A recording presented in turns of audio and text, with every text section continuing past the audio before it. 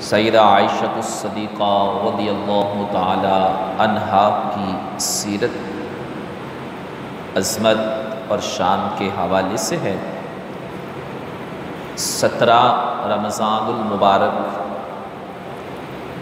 آپ کا یوم وصال ہے۔ آپ رضی اللہ تعالی عنہا امہات المؤمنین میں سب سے زیادہ عالمہ تھی، قرآن اور دین کی جاننے والی تھی۔ دین کا ایک وافر حصہ سیدہ عائشہ رضی اللہ تعالی عنہا کی طرف سے احادیث طیبہ کی روشنی میں بیان کیا گیا ہے۔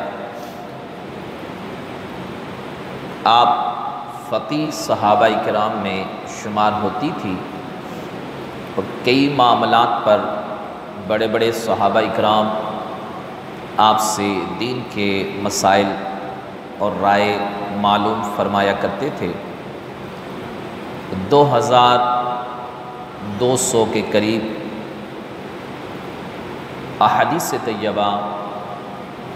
آپ رضی اللہ تعالی عنہا سے مروی ہیں، جس میں ازدواجی زندگی، شرعی مسائل اور گھریلو زندگی کے حوالے سے، تفاصیل کے حوالے سے احادیث طیبہ موجود ہیں۔ آپ رضی اللہ تعالی عنہا امہات المؤمنین میں واحد شخصیت تھی کہ جن کو یہ اللہ تعالیٰ نے سعادت عطا فرمائی کہ جبریل امین کو انہوں نے دیکھا۔ آپ رضی اللہ تعالی عنہ جرت اور بہادری میں بھی اپنی مثال آپ رکھتی تھی۔ غزوہ احد میں آپ شریک ہوئیں اور آپ وہاں زخمیوں کو پانی پلانے اور مرہم پٹی کرنے کی ڈیوٹی سر انجام دی۔ غزوہ خندق کے موقع پر بھی آپ خیمے سے باہر تشریف لا کر جنگ کا نقشہ ملاحظہ فرماتی تھی۔ آپ رضی اللہ تعالی عنہ کی یہ شان ہے کہ آپ رضی اللہ تعالی عنہ کی شان میں قرآن پاک کی 18 آیات مبارکہ نازل ہوئی۔ جب منافقین کے ایک ٹولے نے آپ پر تہمت لگانے کی کوشش کی تو اللہ تبارک و تعالیٰ نے آپ کی براعت میں قرآن پاک کی آیات نازل فرمائی۔ یہ ام المؤمنین سیدہ عائشہ صدیقہ رضی اللہ تعالی عنہا کی شان ہے کہ قیامت تک جب تک قرآن باقی ہے تب تک آپ کی شان کی آیات قرآن کے اندر موجود ہیں، اور آپ کی شان اور آپ کی عفت اور پاک دامنی کا اعلان خود خالق کائنات کی طرف سے موجود ہے۔ آپ رضی اللہ تعالی عنہ کے حوالے سے آپ فرماتی ہیں کہ اللہ تبارک و تعالی نے مجھے 7 صفات ایسی عطا فرمائی ہیں کہ میرے سوا نبی کریم علیہ السلام کی کسی اور زوجہ کو یہ شرف حاصل نہیں ہوا۔ فرمایا وہ ایک یہ کہ نبی کریم علیہ السلام کی بارگاہ میں فرشتہ میری تصویر لے کر آیا اور اللہ کے حکم سے فرمایا کہ یہ آپ کی زوجہ ہے، تو اللہ تعالیٰ کے حکم سے میرا نکاح نبی کریم علیہ السلام سے ہوا۔ پھر فرماتی ہیں کہ یہ بھی شرف مجھے ہی حاصل ہے کہ آقا کریم علیہ السلام کی تمام ازواج میں کنواری صرف میں تھی، باقی جو ازواج مطہرات تھی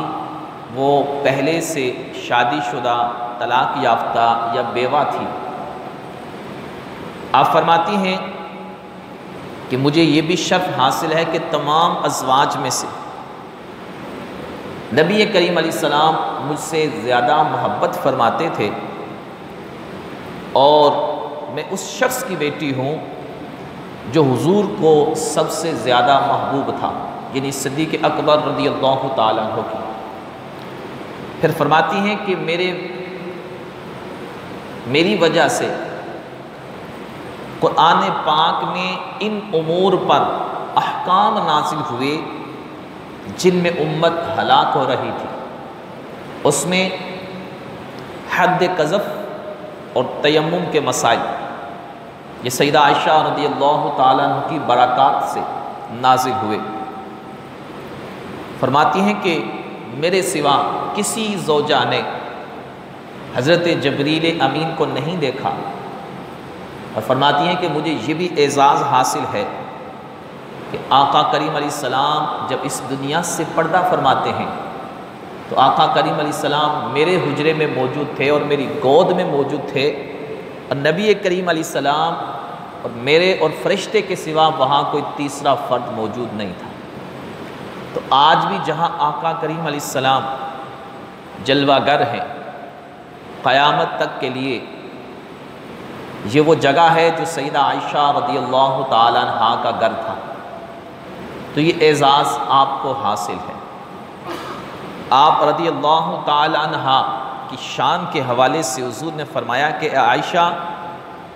کسی زوجہ کے بستر پر مجھ پر وحی نازل نہیں ہوتی سوائے عائشہ کے بستر پر۔ فرمایا کہ جب میں ان کے گھر پہ ہوں تب بھی مجھ پر وحی نازل ہوتی ہے۔ آپ رضی اللہ تعالی عنہ کی شان کے حوالے سے صحیح بخاری کی حدیث طیبہ ہے، نبی کریم علیہ السلام نے فرمایا اے عائشہ، یہ جبریل ہیں جو تمہیں سلام کہتے ہیں۔ میں نے عرض کیا وعلیہ السلام ورحمۃ اللہ وبرکاتہ، اور پھر میں نے کہا میرے آقا آپ وہ کچھ دیکھتے ہیں جو میں نہیں دیکھتی۔ تو جبریل امین علیہ السلام کی طرف سے سلام آقا کریم علیہ السلام نے آپ کو پہنچایا۔ اسی طریقے سے سیدہ عائشہ رضی اللہ تعالی عنہا کی شان کے حوالے سے صحیح مسلم شریف کی حدیث طیبہ ہے، فرماتی ہیں کہ ایک مرتبہ نبی کریم علیہ السلام نے اپنی شہزادی سیدہ کائنات سیدہ طیبہ طاہرہ فاطمہ الزہرا رضی اللہ تعالی عنہا سے فرمایا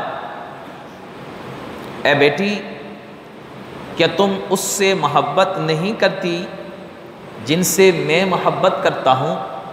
سیدہ نے عرض کی کیوں نہیں یا رسول اللہ صلی اللہ علیہ وسلم؟ تو پھر آپ نے فرمایا کہ پھر تم عائشہ سے محبت رکھو۔ ایک حدیث طیبہ صحیح بخاری کے اندر حدیث طیبہ ہے، آقا کریم علیہ السلام نے ارشاد فرمایا عائشہ کی فضیلت تمام عورتوں پر ایسی ہے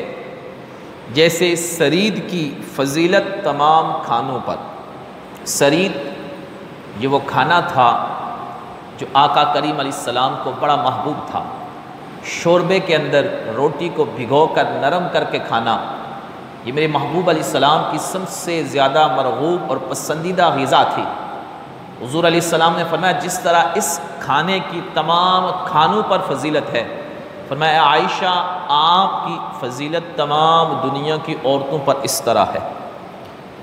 سیدہ عائشہ رضی اللہ تعالی عنہا کی یہ عظمت اور شان ہے کہ جب آیت تیمم نازل ہوئی اس کا بھی پورا ایک واقعہ موجود ہے کہ ایک جنگ سے واپسی پر آپ کا ایک ہار گم ہو جاتا ہے،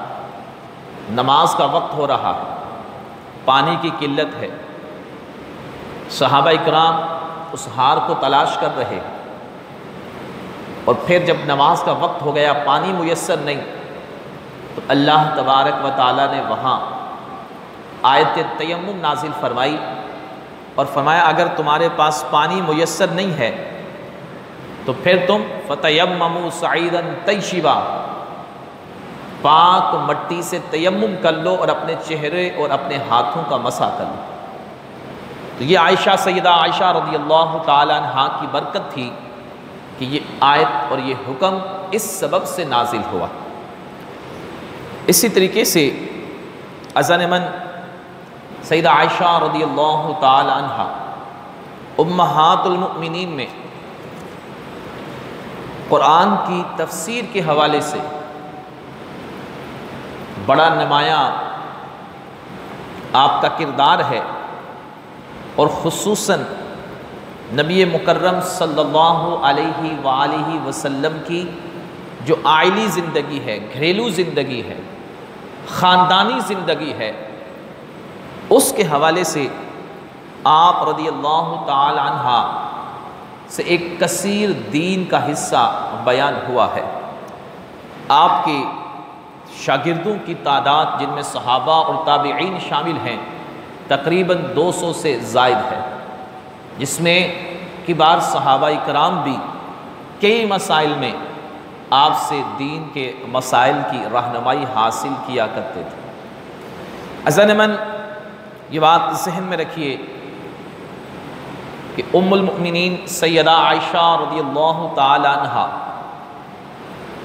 کی ذات وہ ذات ہے جن کی عفت اور پاک دامنی کا اعلان اور شہادت خود خالق کائنات نے دی ہے، مگر آج کچھ ایسے گندے انڈے موجود ہیں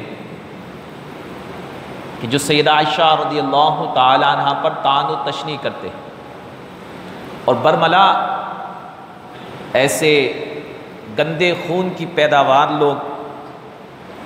ام المؤمنین سیدہ عائشہ رضی اللہ تعالی عنہا کو برا بلا کہتے ہیں۔ جیسے میں نے کل بھی عرض کیا تھا کہ ایسے لوگ بظاہر اہل بیت کے محب نظر کہلواتے ہیں، حالانکہ در حقیقت شیطانیت کے سوا ان کے اندر کچھ نہیں ہوتا۔ اور یہ بات بھی ذہن میں رکھیے کہ قرآن کی نص کہتی ہے کہ نبی کی ازواج یہ تمام مؤمنین کی مائیں ہیں، ماں کی حیثیت رکھتی ہیں، اور کتنا بدبخت بد کردار وہ شخص ہے جو اپنی ماں پر تہمت لگائے۔ اس وقت بھی منافقین نے لگائی تو برات، پاک دامنی، عفت، حیا کا اعلان خود خالق کائنات نے بیان کیا۔ تو یہ بات ذہن میں رکھیے، کچھ تاریخی واقعات کو لے کر طعن و تشنیع کرنے والا گروپ اپنی زبانیں گندی کرتا ہے، اور یہ بات بھی ذہن میں رکھیے کہ نبی مکرم صلی اللہ علیہ وآلہ وسلم کے اہل بیت میں سب سے پہلے ازواج مطہرات ہیں۔ گھر والوں میں گھر والی سب سے اہم ہوتی ہے، اور اہل سنت کا یہ عقیدہ ہے کہ اہل بیت اطہار میں امہات المؤمنین شامل ہیں، اور پھر نبی کریم علیہ السلام نے دیگر افراد کو بھی اہل بیت میں شامل فرمایا اور دعا بھی فرمائی۔ اور یہ مسئلہ بھی یاد رکھیے، ابھی یہ سوشل میڈیا ہمارے ہاں ٹی وی پر، چونکہ میڈیا کا کام ہی شیطانیت پھیلانا ہے، کوئی آپ کو اچھی بات وہاں سے نہیں ملے گی،